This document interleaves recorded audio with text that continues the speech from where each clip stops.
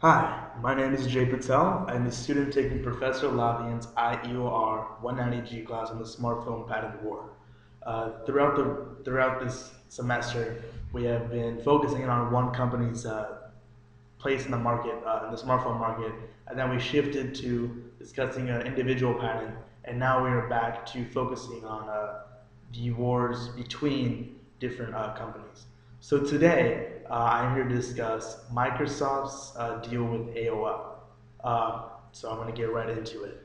So just recently, Microsoft purchased 800 patents from American Online. um, they purchased these patents for $1.056 billion dollars. That comes out to be about $1.3 million dollars per patent, which far exceeds the usual average amount per patent. For instance, I believe the amount that Google paid when they bought Motorola Mobility was like £400,000 or something. So, Microsoft just paid more than three times as much per patent here. So, that makes you wonder why, what part of Microsoft's strategy is this, and we'll get into that soon. So, looking at this from AOL's standpoint, why did AOL decide to trade or decide to sell 800 of its patents? Well, AOL has recently been losing in every kind of category it's been in. It's no longer a major player in the internet business. So, what they decided to do is shift away from what they used to do. So, they recently purchased the Huffington Post.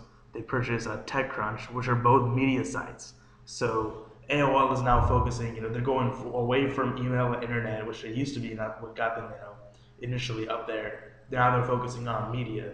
And so they had all these patents that related to search, to web browsing, to Netscape, to all of these features about that related to their own corporate strategy that they sold to Microsoft. Um, so yeah, these patents included, search, email, IAM, et cetera.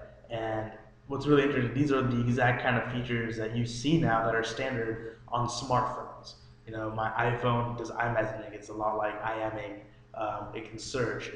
You can check your email. So smartphones and these patents from AOL, they look to me like they can be very relevant, especially if you have 800 patents. I'm sure that there's at least one gold nugget in there that Microsoft can then use as leverage.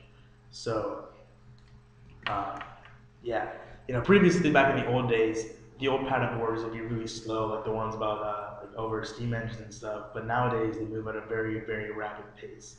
Um, and so that brings into why does Microsoft do this deal? And my opinion is, my not expert opinion, is that Microsoft does this as part of their general strategy of getting licensing fees from people who actually develop software, or people who actually develop the hardware. So it's estimated, Google estimated that for every one modern day smartphone, there are potentially 250,000 patent claims that can be imposed on it. So just off that number, if Microsoft owns a great amount of patents, they could sue and then get licensing fees, which is which has been their strategy, for decades. Um, it's actually interesting how Microsoft currently makes more money from Android than it does from Windows Phone 7, or from Windows 7 phones. For example, on one particular model, HTC pays Microsoft $5 per device. Um, so, why does Microsoft pull the trigger on this deal? They do this to get licensing fees that they can then use, in my opinion, to attack Google and to then make money off it. They don't. They're investing some time into Windows phones themselves, but it looks like they're making much more money by getting licensing fees and by having an expanded patent portfolio which they can then use to extract even more licensing fees. I think that's why Microsoft pulled the trigger on this deal, and I see Microsoft actually using these patents and going into an all-out war with Google. And AOL does this because AOL is shifting its entire strategy from the internet in the internet dominance it used to try to do to media. So that's it for this week, and thank you for watching.